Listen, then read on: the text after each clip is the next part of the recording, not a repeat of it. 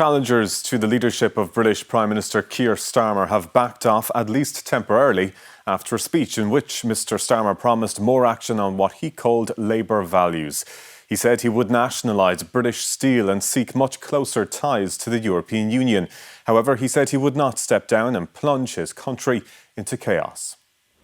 With the bar for success set higher than a city skyscraper, Keir Starmer probably knew one speech wouldn't be enough to save him, but if he showed a bit of fight, he could at least buy some time. I know I have my doubters, and I know I need to prove them wrong, and I will. And he wasn't just up for fighting internal challengers. Green Party leader Zach Polanski and especially Reform UK leader Nigel Farage were pointed out as the chief external enemies. We are not just facing dangerous times, but dangerous opponents. Very dangerous opponents.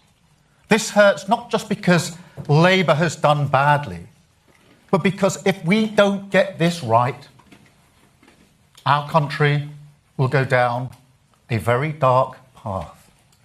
He said his party won't be successful by becoming a weak version of Reform or the Greens, but by being a strong Labour Party with policies like getting closer to the EU and nationalising British steel.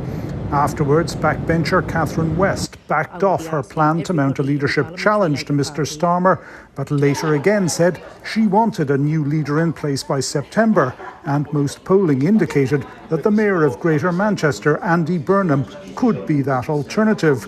Keir Starmer's former deputy leader seemed to suggest she could play a kingmaker role in the weeks ahead. And we can only prove we mean our Labour values by putting the common interest ahead of factionalism. And we can start by accepting that Andy Burnham should never have been blocked. It was a mistake that the leadership of our party should put right. Mr Starmer said frequent changes of leaders didn't work out well for the Tories and that he and Mr Burnham remain the best of colleagues.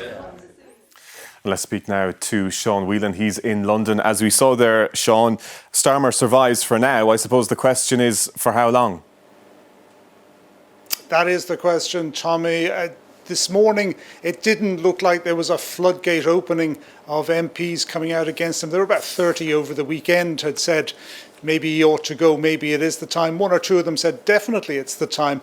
This afternoon, a few more started to come out. The number is up to 52.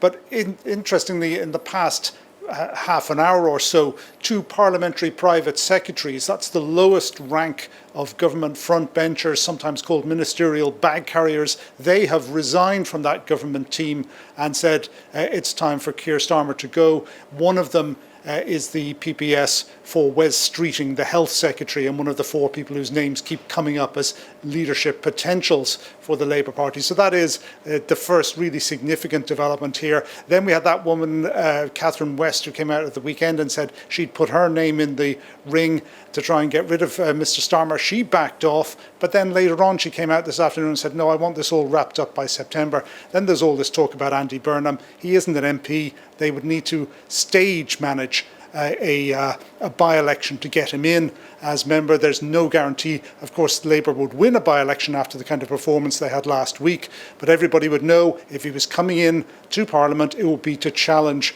for the premiership of Mr Keir Starmer. Sean Whelan in London, thank you.